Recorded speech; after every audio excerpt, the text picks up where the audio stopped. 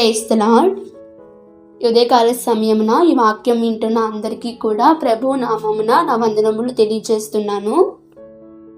ఈరోజు ఆదివారం కదా, ప్రతి ఒక్కరూ కూడా ఆదివారం సన్నిధిలో ఆనందించే ఉంటారు కదా.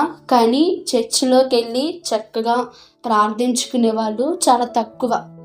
ఎక్కువ మంది ఇంట్లోనే ఉంటూ ఆన్లైన్లో వాక్యం వింటే సరిపోతుందిలే, లేదంటే ప్రత్యేకంగా ప్రార్థిస్తే సరిపోతుందిలే అనుకుంటాము. ఓకే, దేవుడికి ఎక్కడ ప్రార్థించినా ఆయన ప్రార్థన వింటాడు. కానీ దేవుని సన్నిధికి వెళ్ళి ప్రార్థిస్తే ఆనందమే చాలా ప్రత్యేకం అన్నమాట, స్పెషల్. ఎందుకంటే డైరెక్ట్గా దేవునితో వెళ్ళి మాట్లాడుతున్నట్టే ఉంటుంది. చర్చికి వెళ్ళి ప్రార్థిస్తే డైరెక్ట్గా మన బాధలు ఆయనతో చెప్తున్నట్టే ఉంటుంది. ఇప్పుడున్న పరిస్థితులు, ఇప్పుడున్న రోజులు చాలా భయంకరంగా ఉంటున్నాయి. ఎలా అంటే క్రైస్తవులకి సేఫ్టీ లేదు, స్వేచ్ఛ లేదు.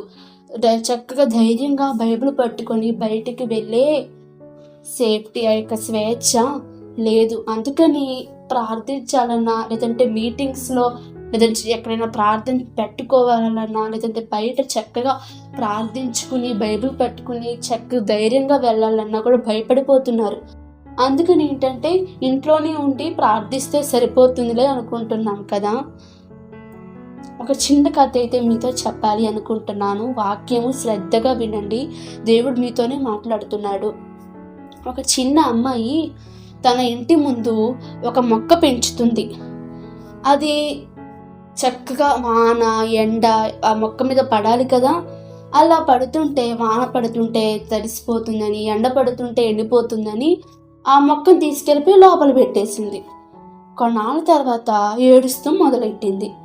వాళ్ళ అమ్మ వచ్చి, ఎందుకమ్మా ఏడుస్తున్నావని అడిగితే, బయట ఉంటే మొక్క తడిసిపోతుంది, ఎండిపోతుందని సురక్షితంగా లోపల పెట్టాను, కానీ అదేమో పాడైపోయిందమ్మా, ఇప్పుడు అది ఎదగట్లేదు, ఏం చేయను అని ఏడుస్తుంది. అప్పుడు వాళ్ళ అమ్మ నవ్వుతూ ఇలా అంది, చూడమ్మా, మొక్క బయట ఉంటేనే ఎదుగుతుంది. ఎందుకంటే ఆ వాన ఎండ తగలాలి, అప్పుడే ఆ మొక్క చక్కగా పెద్దదవుతుందమ్మా అని అంటుంది. అప్పుడు అది విని ఆ పాప ఎంతో బాధపడుతుంది. మనం అనుకోవచ్చు, బయటకు వెళ్తే ఓకే, క్రైస్తవులకి మంచిది కాదు, సేఫ్టీ లేదు, అదైతే ఇంట్లోనే ఉంటే బాగుంది అనుకుంటాం. కానీ ఇంట్లో ఉంటే కూడా సురక్షితమేనా?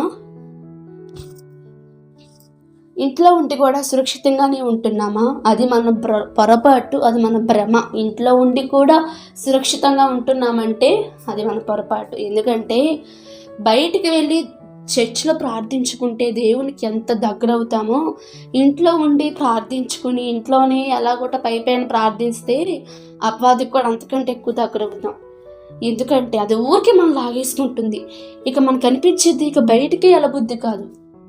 ఈరోజు నువ్వు భయంతో ఒక అడుగు ముందుకు వెళ్ళిపోతున్నావేమో. ఎందుకు? అది మనం బైబిల్ పట్టుకుని వెళ్తున్నాం ముందుకి. బైబిల్ అంటే దేవుని పట్టుకునే వెళ్తున్నాం. అది తప్పు. మనం తప్పు చేసినట్టు వెళ్తున్నాం చర్చికి, అది చాలా తప్పు. సామెతలు 1:31 అధ్యాయం 33వ వచనంలో ఇలా ఉంటుంది, నా ఉపదేశమును అంగీకరించేవాడు సురక్షితముగా నివసించును, వాడు కీడు వచ్చినను భయము లేక నెమ్మదిగా ఉండును. దేవుని బట్టి, దేవుని మాట విని చర్చికి వెళ్ళి దేవుని మాటలు వింటాడే ఎప్పుడు అతను దేనికి భయపడడు. అతను సురక్షితంగా ఉంటాడు దేవునిలో. ఏ కీడు వచ్చినా, ఏ భయం వచ్చినా దాన్ని తీసి పడేస్తాడు. మనం బైబిల్ పట్టుకొని చర్చికి వెళ్తున్నామంటే మనం ఏదో తప్పు చేస్తున్నట్టు ఎందుకు వెళ్ళాలి? మనం బైబిల్ పట్టుకుని ధైర్యంగా చర్చికి వెళ్ళాలి. మన క్రైస్తవులు అని తెలియాలి కదా. కొంతమంది ఉంటారండి, బైబిల్ హ్యాండ్ బ్యాగ్లో పెట్టుకుంటారు, లేదంటే బైబిల్ ఏదో కనబడినట్టుగా చేతితో పట్టుకుని చిన్ని బైబిల్ తీసుకువెళ్తూ ఉంటారు. అలా కాదు, బైబిల్ మనం చేతితో పట్టుకుని చక్కగా వెళ్ళి ప్రార్థించుకోవాలి. మన క్రైస్తవులు అని అందరికీ తెలియాలి కదా. మన బట్టి దేవునికి మహిమగా ఉండాలి మనం చూస్తే. అందుకని ఏదో ఫ్యాషన్ కోసం బైబిల్ తీసుకువెళ్ళకూడదు, దేవునికి మహిమగా తీసుకువెళ్ళాలి. మన క్రైస్తవులని చూపించుకోవడానికి తీసుకువెళ్ళాలి బైబిల్. నీ చేతిలో బైబిల్ ఉంటే నువ్వు దేనికి భయపడవు, చక్కగా వెళ్తావు. అదే నీకు సురక్షితం. ఇంట్లో ఉంటే సురక్షితం అనరు, అది అపవాది నిన్ను లాగుతుంది, అప్పుడు నీ ఆత్మ నశించిపోతుంది. ఇవాళ మీరు వెళ్ళండి, నేను రానని ఒకవేళ బహుశా నీ కుటుంబంతో చెప్తున్నావేమో. నీ కుటుంబం వెళ్ళినా కూడా నువ్వు వెళ్ళనట్టేగా. అందరూ కుటుంబం అంతా కలిసి దేవుని సన్నిధిలో ఉంటేనే అది ఆ యొక్క కుటుంబానికి ఆశీర్వాదం.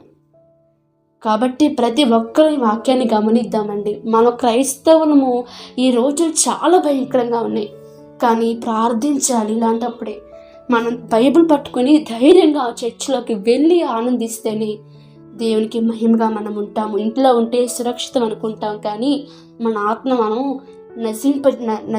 నశించిపోతున్నాం. రేపు పరలోకంలో మన ఆత్మ నశించిపోకుండా ఆనందించాలి దేవుళ్ళు అంటే ఈరోజు మనం దేవుళ్ళు నలగొట్టబడితేనే రేపు నరకంలో మనం నశించిపోము, మన ఆత్మ నశించిపోదు నరకంలో.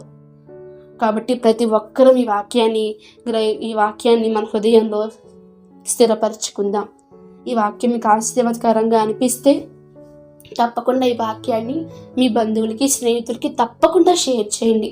బహుశా ఈ ఆదివారం ఒకవేళ వెళ్ళలేని పరిస్థితిలో ఉంటే దేవుని క్షమాపణ అడిగి నెక్స్ట్ ఆదివారం నుంచి దేవుని సన్నిధికి వెళ్ళటానికి ప్రయత్నించు.